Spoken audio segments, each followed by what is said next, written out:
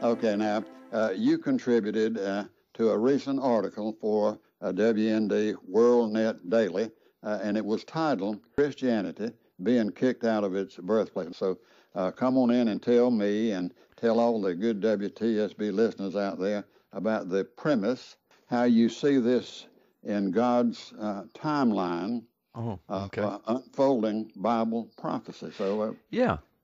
Okay. No, thank you, Brother Carl. Listen, what's happening right now in the Middle East is absolutely atrocious, and there are so many angles to this. First of all, it is extremely prophetic, right out of the mouth of Jesus himself. I'll refer to that in just a moment. Right off the pages of the Word of God. We'll talk about that in just a moment as well. But also, I want your listeners to consider this. First of all, this article was in WND, and I did contribute to it along with several other noted personalities. But the premise of Christianity disappearing in the Middle East is one which even the liberal media, even the New York Times, has written to. In fact, I have often referred to a big New York Times article that was published just a couple of years ago. I don't have that in front of me, but that New York Times article spoke of the, quote, extinction of Christianity in the Middle East. That was the word they used, that Christianity is becoming extinct in the Middle East. Now, I'll give some statistics for your listeners in a moment so they'll know that we're not over sensationalizing this. But here are the implications of it. First of all, think about this. The Middle East was the birthplace of Christianity. And the Christians that are in the Middle East, and Lebanon, and Syria, and Turkey, and all of that area, Iraq, those Christians, and there are very few left now, but those Christians are the descendants of the early church. They are the descendants of the ones who were led to Christ by the disciples, by Peter, James, John, by the Apostle Paul. I mean, we forget that sometimes, that these Middle Eastern Christians, they are the original descendants, or excuse me, they are the descendants of the original Christians. And so much of Bible prophecy centers in the Middle East. Now, it speaks to things that will happen around the world in the last days before the return of Jesus Christ, but most of biblical prophecy about the return of Jesus Christ centers in the Middle East, Israel particularly, but also the surrounding nations. And so, what do we have unfolding before us right now, Brother Carl? The New York Times reports it. Many other very credible and much relied upon publications are continually, in the last 5 or 10 years, they've really been reporting on this devastating effect of the persecution of Christians, not only around the world, which is at an all-time high, but particularly in the Middle East. So you, me, Brother Carl, your listeners, we are the first generation in the history of Christianity, which is now over 2,000 years old, to see not only the words of Jesus in Matthew chapter 24, wherein he proclaims, in that day there will be tribulation like never before. You will be persecuted on my account. You will be put to death for my name's sake in that day. And out of Matthew 24, Jesus was talking about the very last days before his return. And he said, look, it's going to be horrible. And speaking to the general area, he was speaking of the Middle East.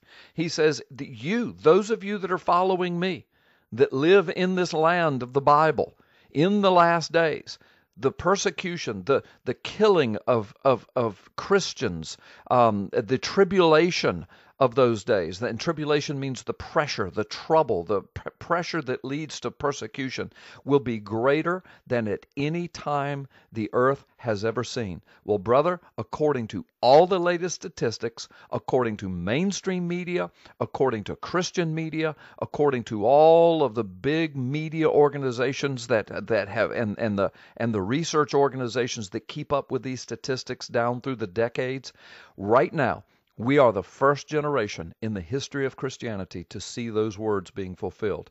Let me just give some statistics to your audience. I won't bore them with, paragraph after paragraph, but let me just give you some numbers to help folks understand this. A century ago, or 1910, so that's 107 years ago, Christians, the total population of Christians in the Middle East was right at 14%. All right, so the other 86% made up of Muslims and a few other religions, largely Muslim, but 14% 100 years ago. Today, the number of Christians in the Middle East is less than 3%. It's less than 3%. And in just a few years ago, in just a few years from now, it is projected that it'll be down to 1 or 2%. Now, let's just look at some individual nations in the Middle East. And I'm not going to go through all of them, but let's just look at this.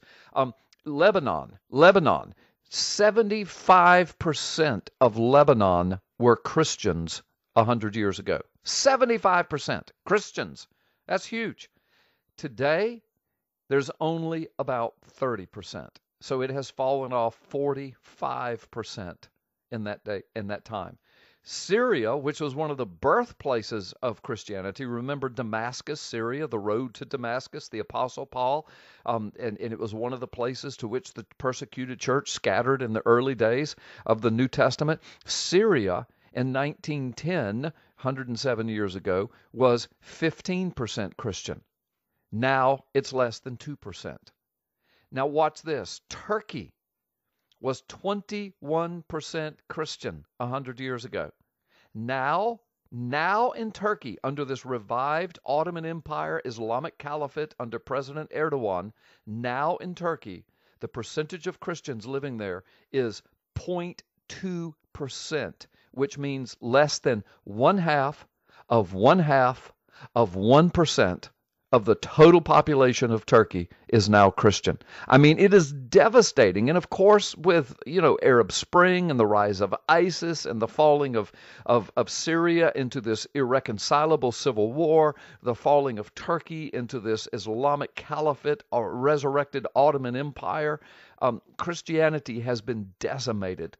Decimated, brother. Hundreds and hundreds and hundreds of thousands of Christians displaced and refugees, and tens of thousands of children orphaned, and many, many thousands of Christians put to death brutally in front of the eyes of their families. And I'm not even going to talk about how they were killed. It's not fit for radio. But this is what's going on in the Middle East. And this is atrocious. It is prophetic, in that Jesus said before his return, this would be the condition of the Middle East in particular. But look, when you look at the statistics on a broader base, Brother Carl, these same reporting agencies say the persecution of Christians in general worldwide is at an all-time high as well. China continually persecutes millions of true born-again believers, shoving them into underground churches, making them register with the government. And of course, the true Christians don't register with the government because they know that then they are subject to invasion and imprisonment and even death. So that's going on in China, yet China is slated to be the largest Christian nation in the world by 2030 because of the intense persecution. The church is actually growing, but they're having to grow underground in hiding. North Korea, we're so much in the news, North Korea. There are 100,000 or more Christians that we know of that are in gulags. They're in prison camps all over North Korea. They're in these devastatingly nasty, filthy, infested prison camps solely because of their faith in Jesus Christ. In 62 nations of the world, it's basically illegal to be a Christian. And I know the Muslim nations would argue with that and say, well, you can be a Christian. Yeah, but you have to pay heavy taxes, dimitude it's called, and or acquiesce to the Islamic culture in so many different ways. Your rights are severely limited. And in many of those countries, it's just flat out to be illegal to be a Christian. So the point is, 100,000 Christians lose their lives around the world every single year simply because they're Christians, according to these reporting agencies. And now we have these devastating statistics coming out of the Middle East reporting that Christianity, the population of Christianity in the Middle East is absolutely collapsing. And that's devastating on several levels. First of all, the Christian population in the Middle East was really kind of a balancing effect to the whole Islamic thing, particularly radical Islam. And the Christian population in the Middle East was a peaceful population. You don't hear of Christians banding together and blowing up buildings and killing children and strapping bombs on their children and going into crowds and driving truck bombs into crowds. That's not the case. The Christian population has had a stabilizing effect in the Middle East in many ways over the years. So anyway, that's what's going on in the Middle East. Rarely is it talked about from pulpits in churches in America, and that's sad. We live in such a blessed land. We're so protected. We speak of being persecuted in America, and all that really means is somebody unfriended us on Facebook, or maybe the worst thing is that somebody might lose a job because of their Christian faith. And that's bad. I'm not making light of that. I've been attacked because of my Christian faith long before I was a pastor. Of course, being a pastor puts me right out on the firing line, right in the front line, and so I have to expect to be attacked because of it. But just when I was a Christian businessman, a Christian person out there working in the workaday world, I was maligned and attacked and lied about and plotted against all the time simply because I was a Christian. And, I called that persecution. And it is to a degree. But, brother, persecution is relative. I would much rather be a persecuted Christian in America than I would be in North Korea or any Muslim nation or in China, for example. So, I think the church in America just needs a wake-up call. We need to understand that this kind of persecution is real. It fulfills the words of Jesus Christ. And I know that Jesus was probably speaking contextually in Matthew 24 about the very, very last days, the days of, quote, great tribulation. I know that. So I know your theologians that are listening are probably saying, but you're taking this out of context. That's not what Jesus was talking about. Well, no, I'm not taking it out of context because I understand the context may apply to the last 7-year period. I get that. But the fact remains, Brother Carl, that right now, the year 2017, right now, that prophecy has been fulfilled. Right now, according to all of the reporting sources, and many of them are mainstream and even liberal, right now, according to all the reporting sources, the persecution of Christians around the world has never been worse. The persecution of Christians in the Middle East has never been worse. And as a matter of fact, it is worse. It is to the point that Christianity is literally being eradicated in the Middle East. And if that doesn't fulfill the words of Jesus in Matthew 24, I don't know what does.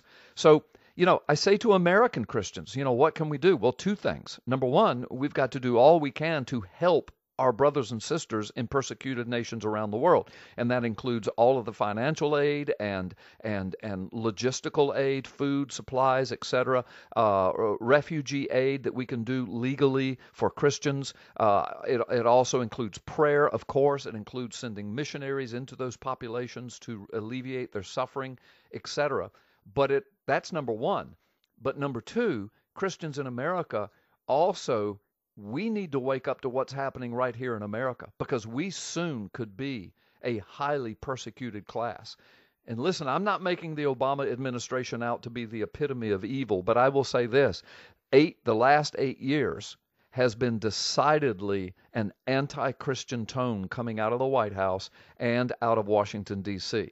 Now, in this first few months of Donald Trump's presidency, the tone is completely different coming out of his mouth and hopefully out of his White House, and of course from the vice president, who is an evangelical Christian of the finest ilk.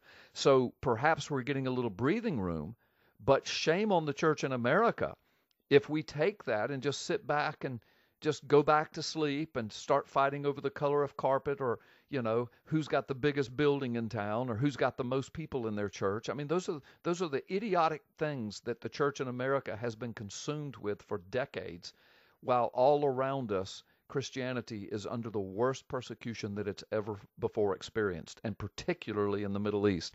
Let me hush for a moment. You may have questions or comments. I probably have spoken too much. I'm sorry, but you can tell that I'm very passionate about this topic, Brother Carl. And I certainly love everything you say.